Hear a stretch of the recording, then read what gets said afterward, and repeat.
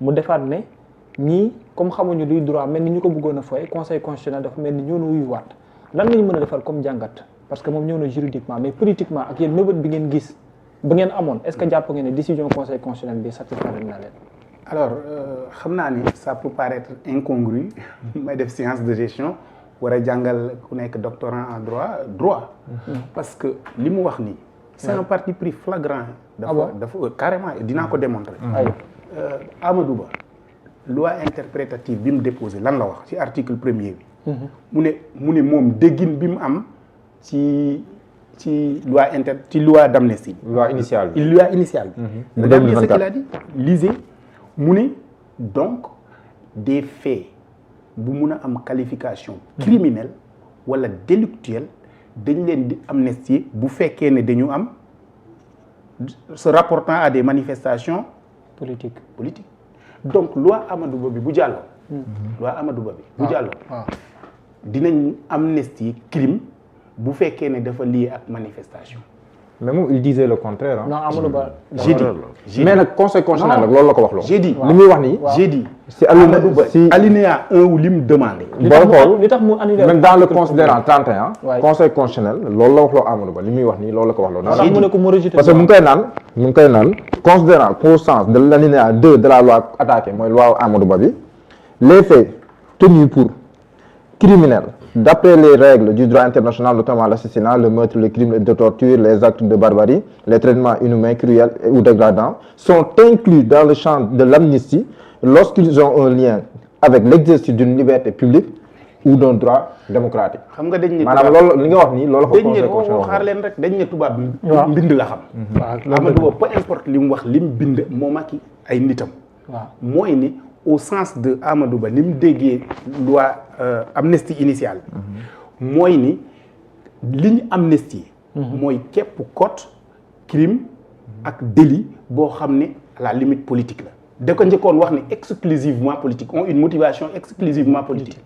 mu am bronca mu modifier ko mais substantiellement la même chose lay wax donc loi bi mais man tam je l'ai eu au téléphone il m'a dit que lii conseil constitutionnel wax nii c'est le contraire de ce qu'il a dit moom maanaam dañ koo wax loo moom loo xam ne ni nekkul kon déggul français donc c'est ce qu'il m'a dit kon déggul français et je lis parce que man j'ai aussi la motivation attendez que je lise il dit waaw loolu mën naa am argumenté waaw au sens de l'article premier de la loi numéro 2024-09 du 13 mars 2024 sont amnistiés de plein droit tous les faits susceptibles de qualification criminelle ou correctionnelle ayant buñ kiyee foofu noonu les faits qui sont susceptibles d'avoir une qualification criminelle wala délictuelle loolu lañ amnistie loolu la wax léegi boo ne nag boo ne à partir de moment boobu ne Amadou Ba da doon sonder conseil constitutionnel léegi loi bi bu jàlloon duñ doon amnistie affaire yi. Écoutez, moi je veux bien, mais il faudrait un peu de rigueur dans ce qu'on est en train de dire. Or, affaire bi nan la demee. On fait un rappel historique. ñun dañu campagne ne bu ñu gagné ñu def amnistie totale. Pastef campagne ne bu ñu gagné dañuy def amnistie. Abrogation totale. ñu yegg si ñu installé assemblée bi décembre jàll janvier jàll ba février nekk ci moitié beneen bi 18 février ñu déposé loi xam nga Amadou Ba lan la njëkk a wax ne Thierno deelewul mu warul déposé et j'ai dit depuis quand nit dëkk ci quartier ti wax ne sécurité quartier bi ñu ne non mosuñu la agressé waroo ci wax depuis quand loolu la njëkk a wax Samba Dang dem ni Thierno jaruloon muy déposé parce que ñoom déposé nañ ça c'est avéré être faux c'est faux mais c'est clairement faux ils le savent par la suite la Amadou Ba soog a def loi interprétative bi bronca bi topp ko mu xaw a modifier mais substantiellement peu importe li muy wax ay nitam nag et cetera ce qu'il a écrit c'est que loi wam bu jàlloon képp ku doon nekk ci manifestation duñ la ci mun a topp dara ak loo mun ti commettre crime ak délit mais buñ ñëwee ne conseil constitutionnel fàttali na nu mu tati traité internationaux yi ñoo sut kii seconde bi may def série G ñuy defal initiation au droit lycée de la Fosse li ñuy njëkk a wax mooy norme la hiérarchie de normes mais loolu c'est un mais defal ndànk parce que dama am tuuti problème par rapport ak loi bi ngay wax parce que dafa ne lu jëm ci sans lien avec l'exercice d'une liberté publique mu dellu si waat ne droit démocratique qualifié mu ne notamment assassinat meurtre crime torture acte de barbarie traitement inhumain yokkaat ci encore ne ou dégradant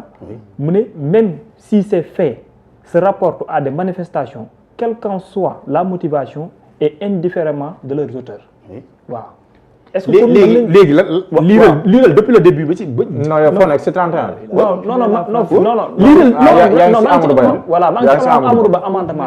léegi liiral depuis le début de la phrase parce que phrase bu ñu ko jëlee ci digg bi rek mu changé le sens. non commencé ma ci kii bi ci début bi laa commencé. oui mooy article 1. exactement waaw mooy article premier bi mooy article premier bi. waaw liiral ma ci commencé dafa ne au sens de l'article premier de la loi numéro 2024-09 du 13 mars 2024. mu ne mooy comme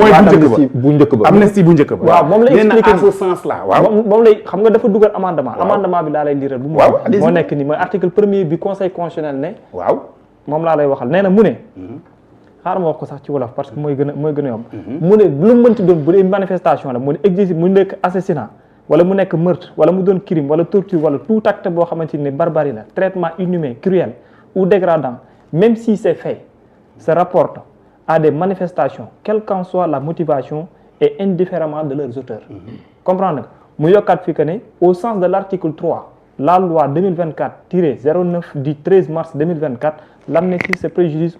ni aux droits des tiers ni aux droits des victimes à une réparation intégrale. Ne préjudicie le alors voilà, écoutez. mais ba tey on n'a pas compris. non j'ai dit da nga ko waroon lire rek depuis le début. parce que dañuy rapporter à la loi. oui mais bien sûr ce que Amadou Ba est en train de dire. ce que le conseil constitutionnel a entendu dans son écriture. ah ce qu'il a entendu. mooy man li ma dégg ci écriture am. waaw loolu c'est tentant. moom loolu la conseil constitutionnel wax. waaw conseil constitutionnel loolu la wax léegi bu ko neexee Amadou Ba ne waxuma woon loolu qu'à cela ne tienne. en tout cas mais même dans l'exposé des motifs. ak kii itam bi mu ko lire il dit le contraire de ça. faut pas qu'on nous prenne pour des demeurés. loi amnistie bi dafa effacé woon yëf yi yëpp fait yi yëpp lay am ne effacé woon. ñu dikk ne. waruñ effacer yëpp dafa war a am yu ñu effacer bàyyi yenn yi xam nga noonu la mbir yi commencé mu ne lépp loo xam ne avancée démocratique la ak liberté publique lépp lu ciy rapporté wu dañ ko amnistier loolu la wax qu'on me fasse dire léegi conseil constitutionnel 7 sages yooyu mën nañ ko lire ok dégguñu français man dégguma français keneen qu'on me fasse dire autre chose écoutez Amadou Ba dafa xalam xam Pastef nag doon naa leen gën a naw buñ ne xoolal ku bokk Pastef baal nañ la point à la ligne parce que jeu de passe-passe bi jaru ko non sérieusement man saa yu mun naa nangu sauf que tu me prennes pour un con dina la wees samay bët quoi non mënul nekk ça c'est pas une victoire c'est pas du tout une victoire encore que ñekkuñu fi sax di wérante ay victoire ak nangam xam nga lan moo ñu soxal que justice soit faite que ñu def jugement yi ku tooñ ñu ne la yaa tooñ après bu réconciliation naree am nit ñi wootante réconciliation loolu mooy yor dëkk xanaa Guinée bii suñu wet sax dañu def un procès ba condamné ñenn ñi après président bi gracié wu donc mais au moins on sait et une fois qu'on sait nan la mbir yi demee xam nga lan moo ciy tegu qu'on corrige ñu def ay mécanismes ba loolu dootul mun a am c'est ça la finalité de la justice en définitive et Maître Sow c'est pas ça de Amadou Ba sondé wuloon justice bi pour rien du tout dafa ñëwoon pour dindi ay nitam on est d'accord léegi nag man ban lecture laa ciy am et damay feelu est-ce que ça vous satisfait yéen seen yéene bu njëkk ba ak ni conseil constitutionnel doxal ni non on reste sur notre fin parce que la finalité mooy ñu def abrogation totale de la loi d'amnistie nekkuñu fi di jubiler que nangam affaire yooyu évidemment le conseil nous a donné raison et on est content sur ça mais je veux dire loolu du woon li ñuy ut moom mooy justice am et je disais tout à l'heure si c'est li mu wax dama si ànd ci saaga yeeg affaire yi mais PM qu'est-ce qu'il a écrit Premier ministre bi mu réagir résidu la ñu wax est-ce que kii yar nit ñi ne na yëf yi dal nañ nit ñi gën a wormaal extra il faut parler comme ça et moi j'ai dit j'utilise man posture sama xalif général Mahi Cissé Mahi Niass excusez-moi laay jël bi ne woon bu fekkee ne saaga bi da leen di defal bu fekkee ne saaga yi day tax PM dal ba mun a xalaatal Sénégal développement bu xëyee ba si ngoon nañu tuddee lu ko neex donte fu fekk rek dënam bi giif pour mu mun a doxalal Sénégal parce que jaral na leen ko au finish la ñun lan moo ñu yitteel lu dul Sénégal donc moi j'aime à le rappeler et dinaa ko rappeler waat fii nii j'ai dit Sénégal daf ma jox bourse bu may jot sama xaalis direct nii 6,144,000 man dama gën a nekk Sénégalais ñeneen ñi loolu pour nga góorgóorlu uti xam-xam après boo ci amee da nga ciy dund certes mais da ngay participer pour lu yoonal Sénégal. Si c'était bon j'aurais dit que c'est bon peu importe mu nekk Amadou Ba Pastef wala mu nekk Amadou Ba APR wala mu nekk Thierno Alassane Sall République des valeurs mais lii gisuma ban gymnastique intellectuelle la nit war a def si ce n'est de la mauvaise foi pour wax ne lii nii Amadou Ba da ci gagné. yow nga déposer loi ñu ne la loi bi c'est anticonstitutionnel ça c'est le revers le plus humiliant pour un juriste. que yow li nga bind yëpp li nga tukki yëpp àndul ak constitution bi. écoutez loolu noonu nañ ma wax loolu nan la mun a def ba nekk une victoire c'est faux ça. d'accord docteur looy tontu ci loolu ak yéen tamit gars yi ne leen da ngeen njëkk a gaaw jubilé rek waaye défaite bi ci yéen la jiitu. waaw merci beaucoup bon.